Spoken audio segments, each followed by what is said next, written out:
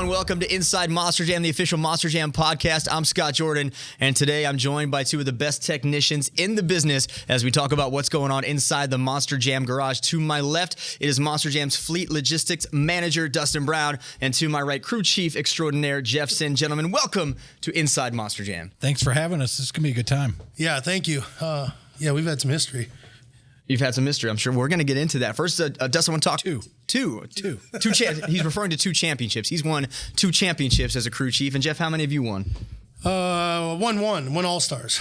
So is that the same for you? Yeah, it counts. All right, this has been going on since they got in the building, folks, as they've started talking about this. So, Dustin, let's start with you, a fleet logistics manager. So you're known in the sport as a crew chief, a world champion crew chief, also as a driver, but now you're in management. So talk about your role and when you knew or realized that you were going to move up into that management spot. I think it started really when I got done crewing for Dennis. You know, we started as a shop foreman, and I was driving at the same time, but it got so much that Monster Jam's become so big that I had to focus on one or the other. So I decided to kind of come off the road, work in the shop, and that's what I've done since 2017. And but it's, training new people along, bringing Monster Jam to what it is today. Well, you crewed for Dennis for a long time, like 2005 to 2013 ballparking. What's your relationship with him like now? Do you still, talk to him? Yeah, we still talk all the time. It's not every day because obviously he's in Carolina and I'm down here, and he's off doing his thing, and we're rolling along with Monster Jam. But it was a father-son relationship for forever, and it really still is. But it was a great time. I think about it all the time. I want to go back. It's like, let's go back on a reunion tour and do it for one more year because, that guy, he could still compete if we got him back out here. Well, how did you end up with him? Was it something you were placed there, or did you know him prior to that? No, I was working on an NHRA top fuel team. I was doing that for 3 years, and I met Mike Wales at the U.S. Nationals in 2004. And talked to him. We were losing our sponsor, and I needed to go to another team or find a new career. And really, I was talking to Mike, and he's like, "Hey, we got an opening on Dennis's team. Do you want to come try this out?" And I'm like, "Okay, cool." Really thought it'd be like, I'll do this for a year. Really thought, we're going to go from show to show. We're going to put some tires on. We'll fix the body. And had no idea what I was getting into. And then we just started right there at the end of my first show was Minneapolis in 2004, in December, and started right there with Dennis. And me and his old crew chief went on the road for 3 months. And at the World Finals in 2005, we lost to Medusa in the final round. And his old crew chief said, "Okay, you're on your own." And from there, it was with him I was his crew chief from the summer of 2005 till 2013 when I started driving. So that's how it started, and it was that's really all I did for that whole time was work on Dennis's truck, up and down the road, driving the rig. If we weren't doing the shows, I was in the shop trying to make it better, so it was a great time. Well, and we don't see that too much anymore where you have a crew chief that's paired with a driver for so long. And Jeff, maybe you can chime in on this, but an 8-year period where you're with the same driver, that doesn't happen very often anymore. And what do you think the reason that is? It's hard to tell. There's a lot of factors that go into it. Some drivers and some crew don't get along. They'll make it through, and then they just part ways. And it's hard for me because I came from, like with Dustin, I was with Randy Brown, and then I was with Scott Hartsock, and then my brother-in-law Cody, associate, got to drive, and as soon as he started driving, that was kind of our joke all along that I was going to come crew for him. And when I came down and he got a driving spot, I came down and talked to Dustin and Henry about coming to work. I wanted to be Cody's crew guy. And as soon as it signed up, then I've been with Cody ever since from 2014 to 2020. I was his crew guy. So I was kind of, I guess, following in Dustin's footsteps. That's kind of what I wanted to do. I saw the relationship that he had with Dennis and Cole had with Adam, and I wanted to have that same bond with your driver because you can almost know what they're talking about without them even saying anything.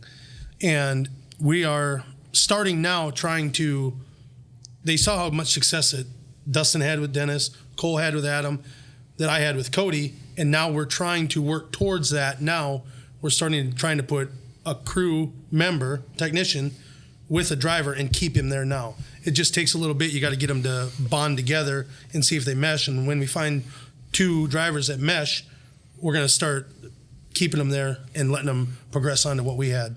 Well, let's talk about your background a little bit. You are considered by anybody in the sport at the top of the food chain when it comes to crew chief. So how did you get into Monster Jam to your position where you're at now? I raced four-wheelers back in the day when, and I did quad wars. So I met Dustin and all them guys back when I was riding quads. And in 2005, I decided I was ready to hang up my quad race, and it was I was getting older and it was getting rough for me. So I went on to work as a fire sprinkler fitter. And I talked to Randy Brown, who's been a friend of mine forever. And Chris Baker, his crew chief, got moved up, and he didn't have a crew chief at the time. And Randy offered me a job, and I jumped on it like immediately. I'm like, you know what? Yeah, I want to go try this. Like Dustin, not knowing what I was going to get into. I've been around it all the time, but not really seeing the background of it. I got up to the show and jumped in a trailer, and we took off. And we went to the first show. Randy went out in intros, and the transmission let go. I panicked because I'm like, I saw what these guys do, and I'm like, oh man, this is real world. And I got lucky. Dustin and Chad Tingle were in the stands that night in Hampton, Virginia, and they saw that I was in trouble. And them two guys ran down and helped me and kind of guided me along the way. And ever since then, I've kind of had a thing with Dustin that I've always looked to him for advice. If I kind of run into a situation, I'm like, man, all right, Dustin, you're my big brother. What can you take any credit for his one All-Star Challenge championship then? No, Jeff's done a great job. And that night in Hampton, that was a gravedigger thing. And when you ask why we don't have the driver crew chief for a long-term relationship, it's because everybody's looking. Back then it was Team Gravedigger versus the world, Team Maximum Destruction versus the world. Now it's everybody for the goodest, to put the best show out as we can. And all the crew chiefs jumping in on every truck that runs in Monster Jam, whether it be a fleet truck or an independent, knowing that to put the best show on the track every single time we go out there. And yes, we might have a driver crew guy relationship that works really well, but we got to look at the whole scope of it and what's best for Tom Mintz, what's best for Adam, what's best for Ryan, Camden. But the ultimate goal is little Johnny sitting in the front row having a good time and putting on the best performance and having the best equipment out on the track. Well, I think you have a great perspective because you've been a crew chief, you've been a driver, and you're now in management. But let's look back on your career as a driver. You're known. Mm-hmm. I think when I ask fans about you, it's Monster Mutt that they go to. Yep. But I want to specifically talk about your time driving the Marvel trucks because we just announced that they're coming back. So you've had some runs in Wolverine and Iron Man, and we show some clips of that right now. Talk a little bit about your thoughts with Marvel trucks coming back into the fleet. The Marvel trucks, my kids have grown up with them, and kids, every year there's a new Marvel movie coming out, and to be able to see the trucks, the kids can relate to them, and it's something they could see every day on TV, and they can look in the coloring books, and they just love them. My kids, I drove a Wolverine, I drove Iron Man, but it's just the fanfare that they get. The pit party lines are unbelievable, and everybody knows what they are. Well, let's talk now a little bit about what's going on inside the garage. How many trucks are currently in the fleet that might be sitting back there on any given day? So right now we got 54 trucks in the fleet, and that's everything from race trucks, ride trucks, MJ trucks at MJU for training. But there's 54 total. On a given tour, like for next year on the 5 tours we have for Monster Jam, we'll run 24 of ours. There's 16 trucks overseas. So it used to be we ran all 54 before COVID. And then once COVID come back, it's kind of more condensed. And that's how we got. And then we got probably 8 to 10 trucks just hanging out. We use for displays or we use for training to train new people, whether it be drivers or technicians. And Jeff, what does your day-to-day look like here? I know you're out still doing the events, crewing, but I see you here in the halls. So what does your 9 to 5 when it comes to being in the garage look like? Here in the shop, I kind of stepped away from the crew chief position, prepping trucks here. Now I'm more working one-on-one with new technicians and seasoned technicians on helping them get their skills, the new technicians getting their skills of learning what a monster truck is. Because a lot of them, they've seen them on the TV, but they don't know what it was like to start working on them. So I work with them one-on-one to get them up to being able to take the truck apart, diagnose what's wrong, fix it, and put it back together so it can get out on the track as fast as it can.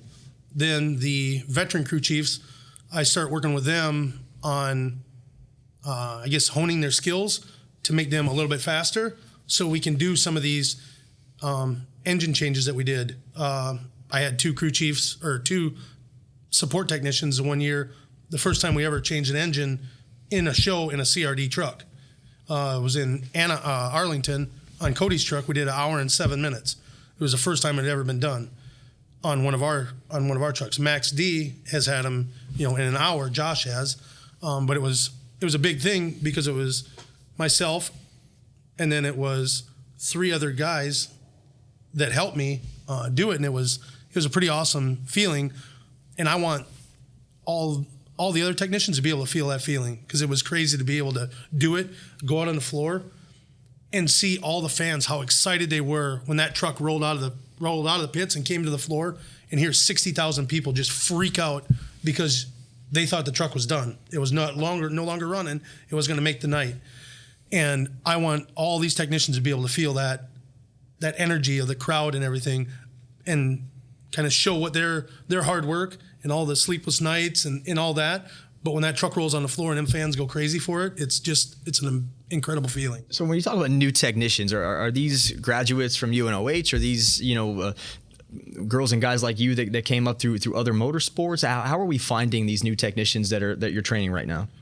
We actually have been working hand in hand with UNOH, and they are supplying us with some very, very skilled technicians.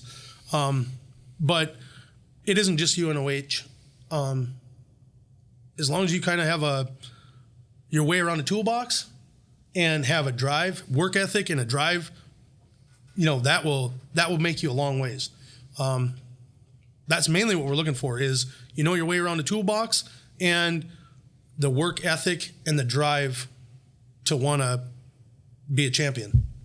At the end of the day, we all want to be a champion. We all want to get them trucks out on the floor, because the fans work so hard and pay their hard-earned money to come to the floor or come to the show and see all of us, that I don't want to let them down, and I know these technicians don't want to let them down. Dustin, you mentioned 24 trucks for next season. Do you have a hand in selecting which trucks go out or which chassis go out? How does that work for you? So what we'll do is the executive team will figure out their lineups for the tours, and with the 2 stadium tours and the 3 arena tours next year, basically we'll get the lineups and the driver lineups, and we'll go from. We try to keep each driver in the same chassis show to show, because they know how the truck works, they know how the shocks work, and they feel comfortable in it. So we try to keep as much as we can the same drivers. So once we get the lineup, we'll start figuring out chassis numbers, and then once we get chassis figured out and trailers and team pairings figured out, then we'll sit back, and we actually just had a meeting today about the crew and who's going with who, and there's a lot of personalities you got to juggle there, and finding who can be with who, because they're on the road 24/7. They leave here, they fly together, they ride in a rental car together, they eat together, they do laundry together. They're together for 5 months straight. So you got to get all the personalities together, make sure everybody gets along, because you can have 2 really good crew chiefs, but if they're not working together in the same trailer, it's going to go really bad. So you got to try to pair everybody up to have the best success on the road, to be able to put on the best show, because like Jeff said, if the trucks don't run, the fans aren't getting what they come to see. And the ultimate goal is little Johnny in the front row going home happy at the end of the night. Well, and have you ever had that experience where you're working with somebody that you just don't get along with? It makes it a little more difficult in the trailer to get work done? I have. I had 2 crew chief and a support technician that butted heads, and I was a trailer lead. So it's hard for you to concentrate on your truck when you have the 2 of them arguing all the time. And you sit down and you try to big brother them, hey, give them both advice, like, hey, try to work together and that. But sometimes it just doesn't work.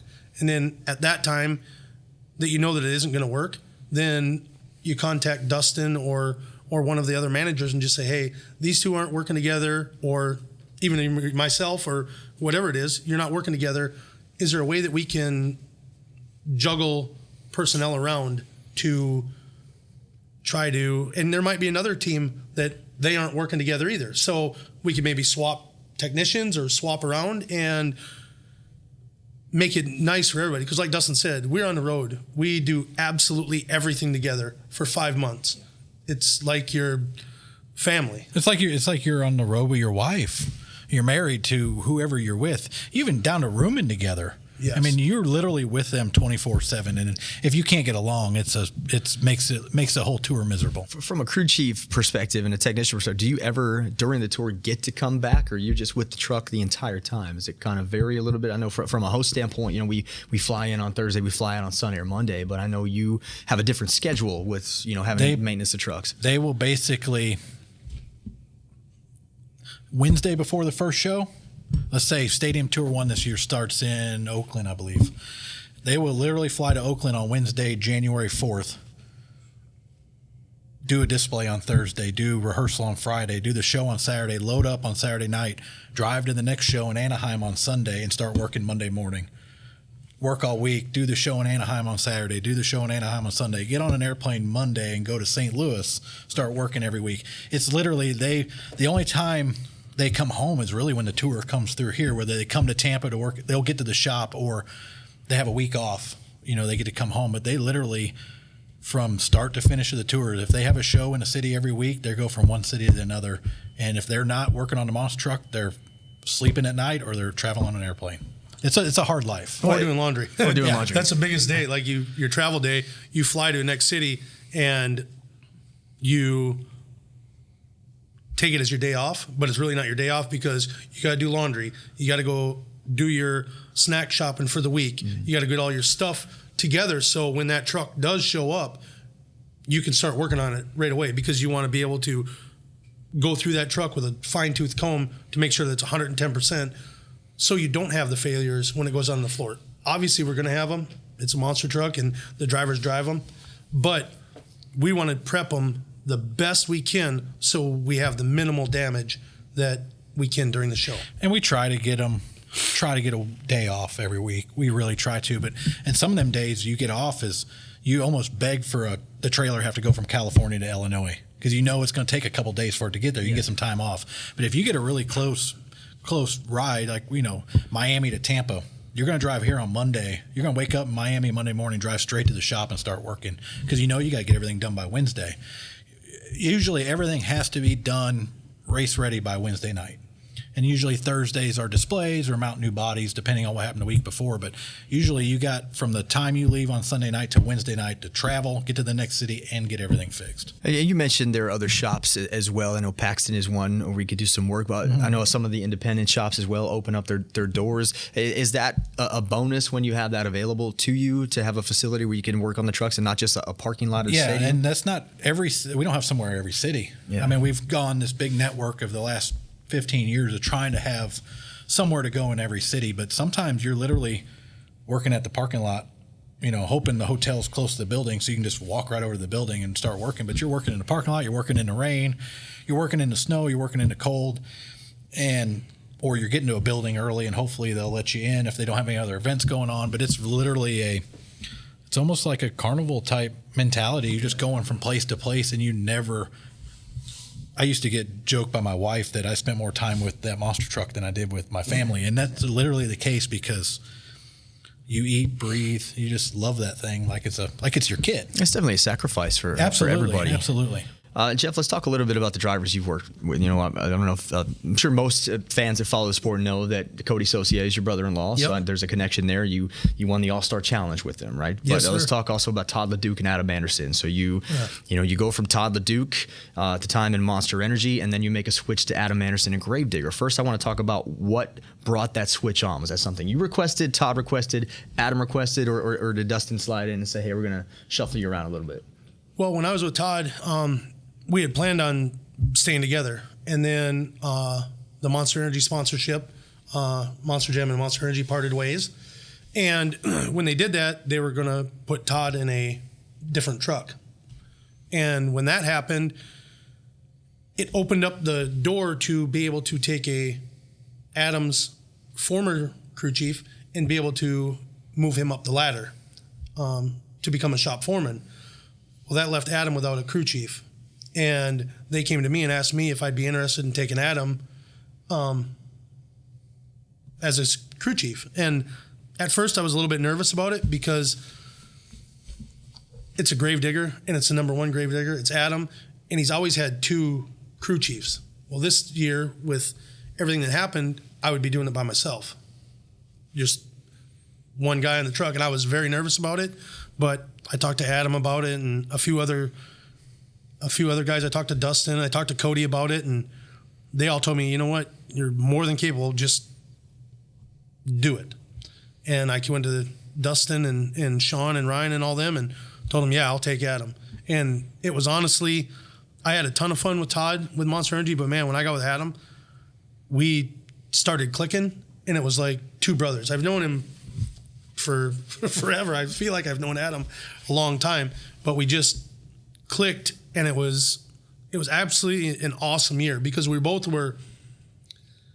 to win the championship, but it wasn't the only thing on our mind. We 110% wanted to go out, and he wanted to go out and drive that truck into the ground every weekend. If we made 2 hits and it crashed in freestyle and we didn't get a score, it's going to look good. I told him, if you're going to wreck it, at least make highlight reels. And that's the thing that, we took that. We worried about the fans before we worried about the championship, because at the end of the day, the fans to us were more than the championship was. Well, how did Todd feel about you switching over to Adam? I think he was a little upset about it, but I talked to him, and I had a hand in picking his technician, his crew chief. I had a hand in picking him because I wanted to give Todd somebody that I felt could hold up to Todd's standards and be able to keep the truck together like I did. It was Gio. And that was Gio. He had a great year. Yeah, he had an amazing year. And then funny part about it is Gio's with Todd all this year. Everything went down. And then now that I'm stepping away from the crew chief role. This is breaking news, by the way. It hasn't been announced yet, right? I kind of had a hand in hand picking, putting Gio as Adams. He didn't know it that much, but after the World Finals, I took Gio, and I was just kind of helping him. He took Adam's truck, but I kind of was overseeing him, I guess you want to call it. But really, is what I was doing was seeing how him and Adam meshed, and then just kind of giving him a taste of what he was going to get, but he really didn't know it until here soon. Was that news made public yet? I don't know. All right, well, let's throw this out there. So last week, Tristan England and Andrew Palachko on, we talked about fan judging, and Tristan said one of the things he wishes would change is that they wouldn't single out a truck for the intro to the hook intro, yep. And then what happens in after the week after is all the trucks get their own hook intro. Now we're dropping breaking news here on Inside Monster Jam, folks. Jeff Sinn stepping away from the crew chief, but let's rewind a little bit. So Todd LeDuc not only loses you to Adam Anderson. Now he loses Gio to Adam Anderson, and we haven't heard from Todd LeDuc yet, so I can't imagine that. What's the dynamic there with the difference between Todd and Adam as a driver working for him? Todd was he's a really awesome dude, but he sometimes he gets into he wants to do a championship, like he's got championship on his mind, and he sometimes gets flustered really easy, but that's one thing that I worked with him, and then I guess he'd get all nervous, and I'd just be like, hey, dude, just go out and do what you do. Just don't worry about it. Just go out and do what you do. And I talked to Gio about the same thing. I'm like, hey, when you can tell when Todd gets flustered, just talk him down, and he'll go out and drive and just get him out of his own head. And now it's going to be Gio's job to help Todd's new crew chief do the same thing, make him understand that you can do that.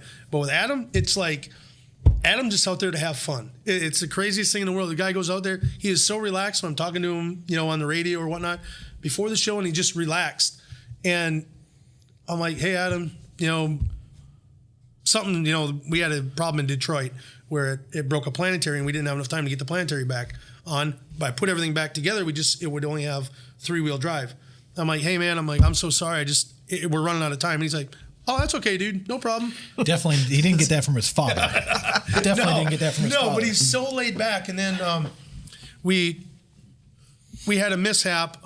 He rolled over in Tampa, and it broke EFI wire broke, and the truck wouldn't fire after freestyle. And he was upset, but I'm like, man, I'm so sorry. I was beating myself up about it. And Adam's like, hey, man, don't worry about it. It's all good. Like, he was just all laid back. He didn't, and then we had a problem with the engine. We had an engine blow up in Minneapolis, we beat Tom 11 times, and he didn't beat us once this year. Tom won the championship. Whatever. But we beat Tom across the line, and the engine expired. We went in the back, and we just didn't have enough time. Adam was going to jump in. We were all going to jump in, but there just wasn't enough time from the time that we would have got the truck back to the end of freestyle. We just wouldn't have enough time. And I was beating myself up about it because I knew at that point that we were going to lose the points lead. And Adam walked over to me and was like, hey, dude. He's like, don't worry about it. It is what it is. He goes, we just got to fight harder now. And he goes, and who cares anyways about the points? He goes, did the fans get what they come for? And I'm like, well, they didn't get to see a freestyle. He goes, yeah, but they saw me win. And I'm like, you're right, And that's how it was all year. All we worried about was having fun and putting on the best show he could for the fans. And that was, for me, it was relaxing because I didn't have in my mind with Todd, I worried about points like him. We worried for a championship. Right. With Adam, it was like, man, we're just going to have fun. We're just going to go out and have fun, run that truck, beat it into the ground, break it. I'll come back and fix it. And we both are having fun. I imagine you're going to step back into more of a training role that you're doing here now in the future. Yeah, that. I feel that the point in time, and I've talked to some Dustin and some of them, that I think that this is the time where it's, instead of me focusing on one truck, I can go to pass my knowledge from Dustin, from Adam, from Dennis, Tommy Powers, Scott Hartsock, all these guys, Cody, Twig, all these guys that have given me my knowledge. Now it's my turn to do what they did and pass on my knowledge that I've learned and pass it on to all the technicians instead of just keeping myself focused on one truck. Now I can help kind of focus on all the trucks with getting the technicians to pretty much get them to Dustin and I guess our status or whatever we were. Yeah, well, I don't know what you want to call it, but even at lunch yesterday, they called us the old guys. Yeah, the old guys. But like Ryan Anderson's crew chief, he's young. He's like us when we started. Right. Yeah. He looks at us like, you guys are the old guys. What are you doing? What are you talking about? You're just the guy that works in the office. Yeah. And it's funny because they think that, but you know what? If Dustin and I really came back and let it eat, them the new technicians they got respect for us. They give us a hard time, but they know that we've been through a lot. But I want to be able to pass that knowledge on because I want them to be at where we were. I want them all to be where we are and to have the same drive that we had on all them trucks and get them trucks out there no matter what. Listen, the game has changed. Like, we had racing and freestyle. You only tore your truck up once a night. Now they got racing, skills, freestyle. I'm old. I don't know if I don't think I could hang anymore. Well, you had to hang because you got back in the truck in Sacramento. I did. In August 2021, you filled in Alien Invasion. Yep. So talk a little bit about how you felt there.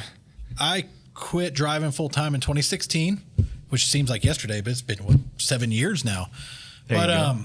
I filled in here and there. I still drive out in the field, do a bunch of R&D, but I got the call for that show. That was the Sunday afternoon show. I got the call at midnight on Saturday night. Were you there? No, I was in Tampa, Florida. That was in Sacramento. So midnight on Saturday night, I got a call in Tampa, Florida.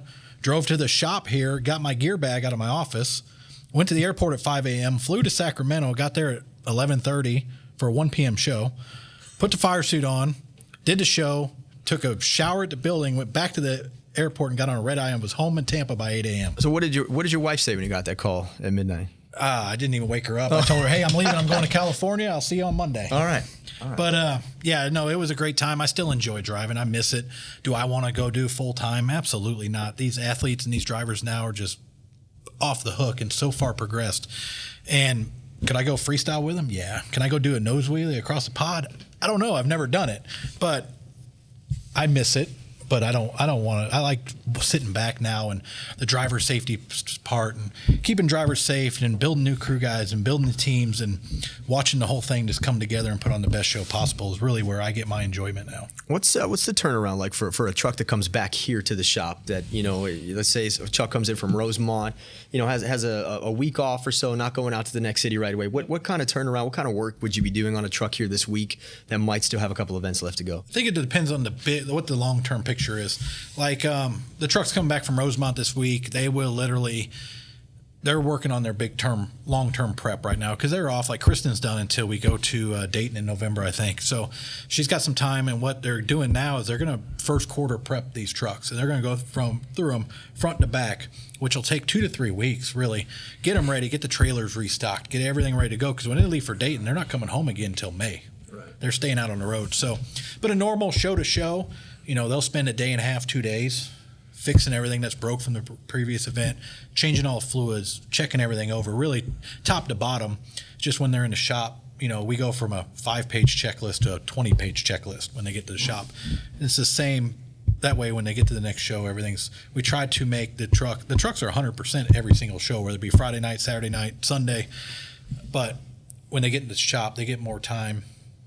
It really turns like an 8 to 5 job at that point, because they can come in at 8 o'clock, work, have almost a normal life when they're here off the road, go home at 5 o'clock. But there's still some times during first quarter they'll be in the shop working until 1 or 2 o'clock in the morning because they have that quick 1 or 2 day turnaround.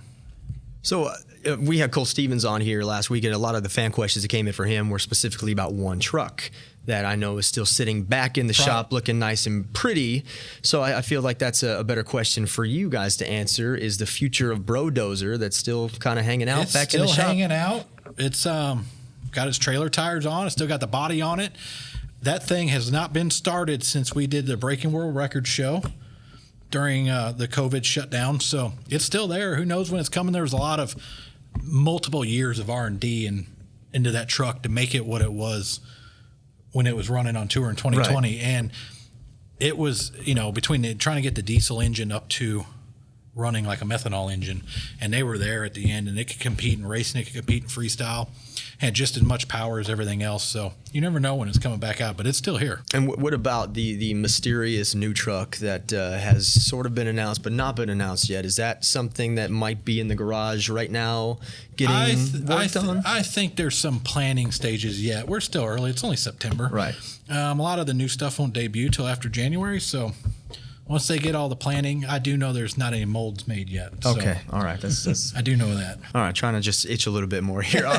So, a couple more questions for you guys before we get to fan questions. But as far as changes in the evolution of the trucks, now we're working with EFI systems. Has that caused the trucks to be worked on in a different way now that we've evolved into that? Not really worked on in a different way. It's the way that we go about working on them was a little bit different. Because now you got electronics, there's more connection stuff that you got to be careful of. With the old mechanical trucks, if it got spark and got fuel, it fired. Here, we work with TPS and all this stuff, fuel injectors, and if one fuel injector doesn't work, it'll send a code. So it is a little bit. It's a little bit more challenging. Now, for the younger technicians that are used to that, I'm like Dustin, we're old school, we're mechanical. It was easy for us. Now with the new EFI, we get laptops and all that stuff out, and I'm a little bit computer slow. So it takes me a little bit to be able to figure out how to diagnose the engine. But it's the new younger technicians are picking up on it really easy. We are making as much horsepower, and we're consuming less methanol. So it's definitely a step in the right direction. The engines are seeming to last a little bit longer. So that's been a plus on our standpoint. We're not having to swap engines every week or every couple weeks. We're getting 20, some of these engines are getting 20, 30 hours out of them, where before we'd get 18 was a huge number, and now we're getting 20, 30 hours out of them. And then the ones we're pulling them out just because they have so many hours on them. We want to pull them apart and be able to go through them and see what parts we're using to be able to get to that distance, so we can maybe evolve that into everything to try to get all of our engines to that. Obviously, it's a piece of equipment, things fail, so it'll never get perfect, but we are definitely, I feel like the EFI is definitely going in the right direction. And with the newer technicians that are up with all the EFI stuff, it's a pretty easy change for them guys and gals to be able to learn it. Holly came in and helped us with a class teaching us it. Yeah. And now even myself and one of the other technicians, Bill Lofthouse, the older guy, he picked up on it. They worked with us and we picked up on it. So we're all able to, I think, get it under control now, where we can send data logs and see what's wrong with it by just using that computer. All right, last question for you. Has your life changed at all since you become a big YouTube star? And I say this, we were in Salt Lake City, and I had friends of mine out there that have a couple of YouTube channels, A for Adley and The Best Day Ever, and they filmed us at Monster Jam, and Jeff came in and graciously helped show them, parts of Gravedigger, let them sit in the truck, and it went up on YouTube, and it's got almost 3 million hits, in just a few months' time. And I hear that. My kid wants to be a YouTuber. Can you get rich from that? Yes, beyond our wildest dreams. Wow. I met them, and that was one of the coolest families ever. They were so appreciative for everything, and I was just doing it. It was nothing different than what I usually do. We were getting up in the truck. How we interact with fans. That's all we did, and I didn't even know that it was being filmed. Yeah. I had no idea about it. I was just doing, you came up to me and said, hey, I got friends that are wanting to look at the truck and stuff. And I'm like, yeah, come on, let's go check it out. And got them up in the truck and all that. And I really didn't even know it was being filmed until you had said, you're like, have you seen the video yet? And I'm like, no, not really.